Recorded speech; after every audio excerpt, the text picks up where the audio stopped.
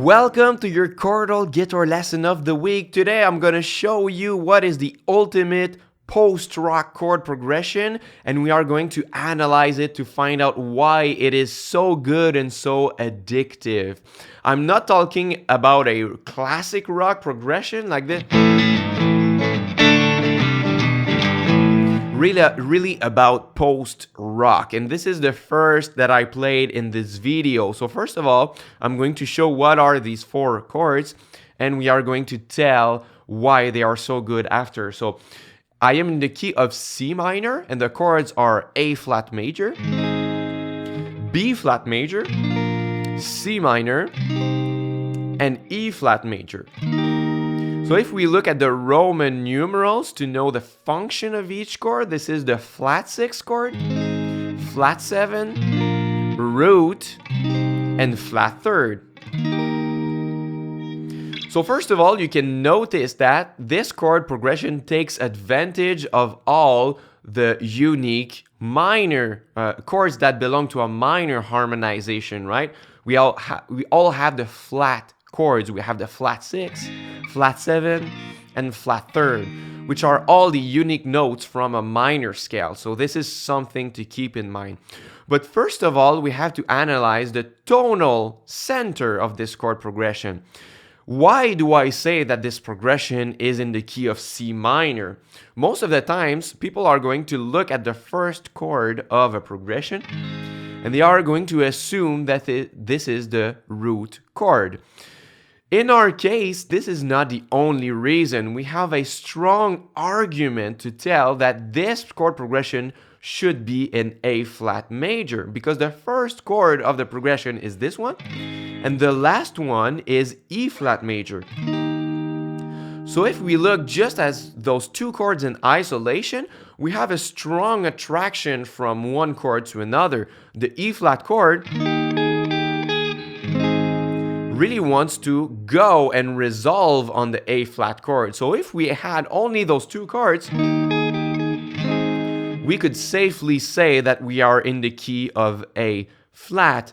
But what happens after the A flat is a B flat major. And in the key of A flat, we usually have a B flat minor chord. So that's why it doesn't work to tell that our key would be A flat, because if I play this,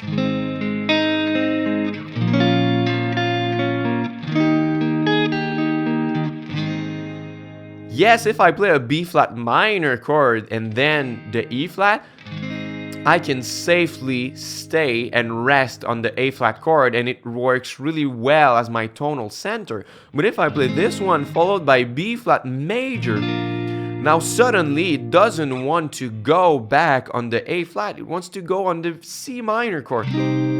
That's what I call the action cadence.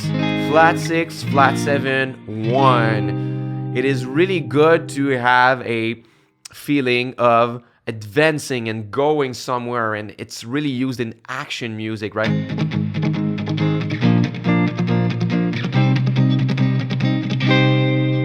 Right? It's really directional to go on my root minor chord here. But now the problem is that when I play the C minor chord, it doesn't feel like it should end there. Why? Because this chord is at the middle of my chord progression.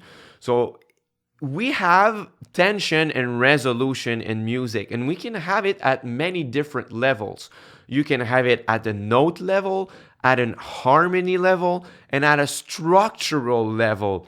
And in our case, since the root chord is the third chord, and we have to say something after it, it doesn't feel like it's fully resolved. If I want to make a metaphor, it's like you want to tell a joke or a story, and then you build up by telling the details of the story or the joke, and then at the middle of your joke or your story, you tell your big punch, and for the second half, you just tell some uninteresting details.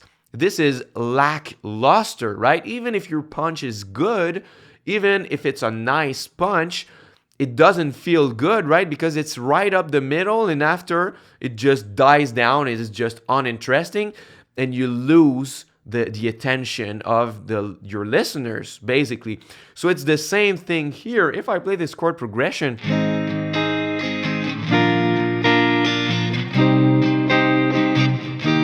and I end on my root at the middle,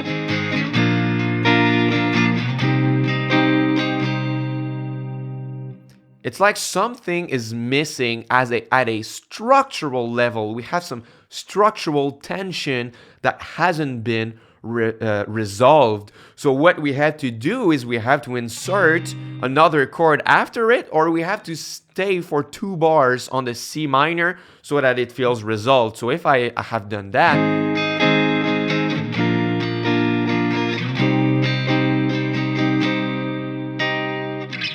now I could end on the C minor. But since I integrated an E flat major chord after the C minor, my chord progression is going elsewhere. And what is genius about it is that when you first hear this chord progression, you feel that this is not in the key of A flat, this is in the key of C. So when you hear that, this is pretty clear that we are in C minor. But when I play that, and then I come back on the A flat, it's still very satisfying. Right? Because from the E flat chord, this is much more satisfying to land on the A flat than to land on the C minor. It's like it comes from nowhere, right? Like they don't even belong, even if they are in the same key and they are perfectly fine chords to play one after another. This is not a satisfying resolution, but this is. So we have a never-ending cycle of tension and resolution that never ends, because when we hear this chord, we want it to resolve to A flat, but when we hear the A flat, we want it to go to our key. But when we arrive to our key note, the structural tension is not resolved because it's at the middle. So what we do is we insert another chord, and this one wants to resolve to the top, which wants to go here, and it never ends. It never feels satisfying to land at any point in the chord progression, but we still have a little doses of satisfaction here and there because it's satisfying. It's satisfying. It's satisfying, and it never ends. But it's not like it's satisfying that it can end here and it would feel entirely good. It's just, it goes on, and it's fascinating about this chord progression because this is nothing hard here. We do not have inversions, any extensions, any chords are outside our key. It's just some diatonic chords in a minor scale that are just meticulously placed in a certain order that makes us feel that we want to hear it again and again and again, which is what is fascinating to me.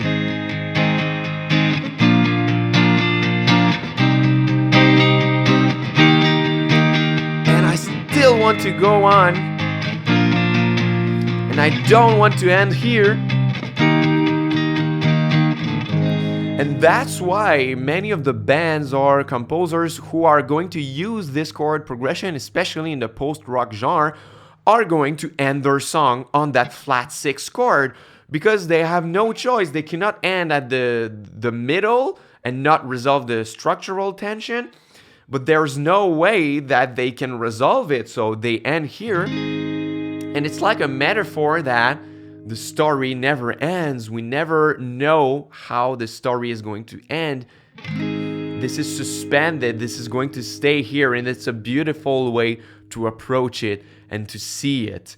So if you want to use this flat 6, flat 7, 1, flat 3rd chord progression, go ahead because it's very addictive, and especially if you have a nice melody or nice elements to put on top of it, you have a winning formula here. And if you are interested in creating post-rock music, I'm sure you want to learn the ambient guitar chords that I teach in my free mini course that you can get on the first link in the description box.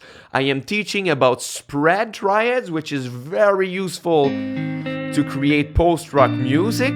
And I'm teaching you how to organize all of these chords to make your own chord progression. So if you want so, click on the first link in the description box and enroll in my free mini course. I hope you enjoyed this lesson, and I'm going to see you real soon. Until next time, au revoir.